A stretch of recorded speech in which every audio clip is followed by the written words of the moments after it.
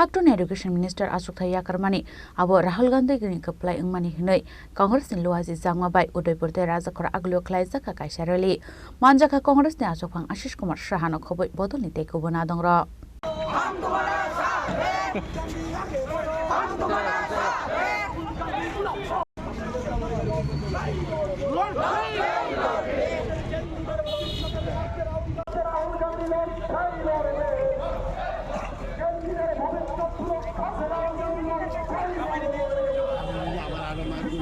Ashala kokshana thang Congress ni haste Ashok Phang Ashish Kumar Shah Shaka Haktor Habang Pulao no Goshimong na Hariman Kamu Fiaba Awhai Klai Kare Haktor Habang Kubun Sinimong Rekha Nei বিগত এক মাস ব্যাপী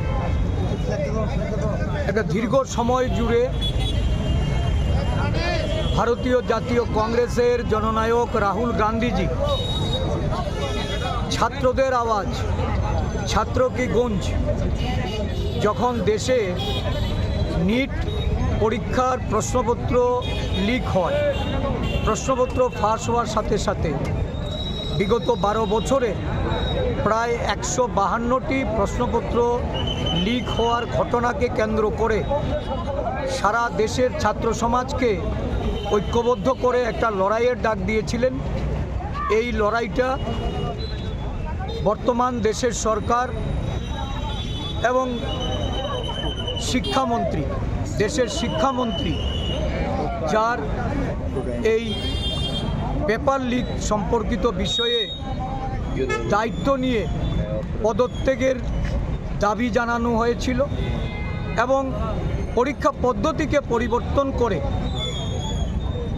সেখানে ছাত্রদের ভবিষ্যৎকে সুরক্ষা করা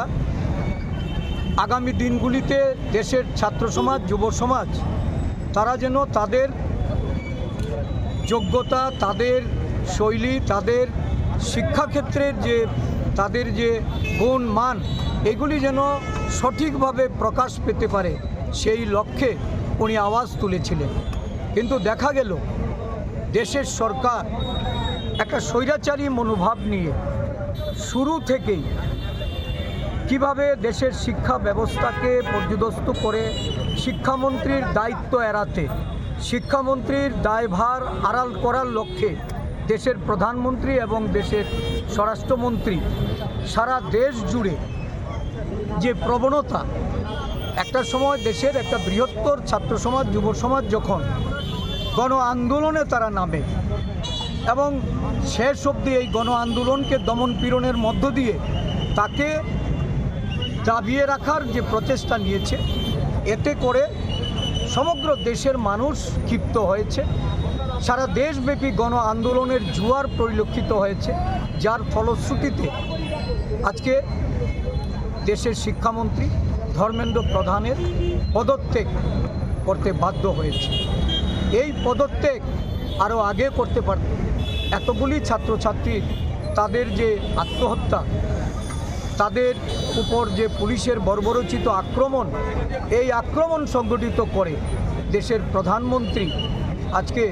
তার শিক্ষামন্ত্রীকে পদত্যাগ করতে বা পদত্যাগ গ্রহণ করে উনি তাদের যে স্বৈরাচারী মনোভাব এই মনোভাবের প্রকাশ এর বহিঃপ্রকাশ এটা ঘটেছে। তবে এই জয়ের মধ্য দিয়ে আজকে ধর্মেন্দ্র প্রধানের পদত্যাগের এটাকে আমরা জয় হিসেবে সূচিত করে এই জয়ের মধ্য দিয়ে দেশের স্বৈরাচারী সরকারের বিরুদ্ধে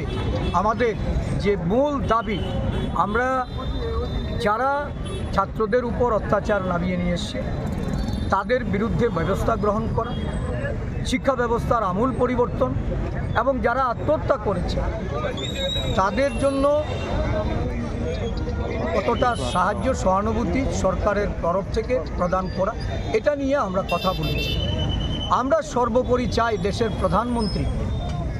এই ঘটনাবলীর জন্য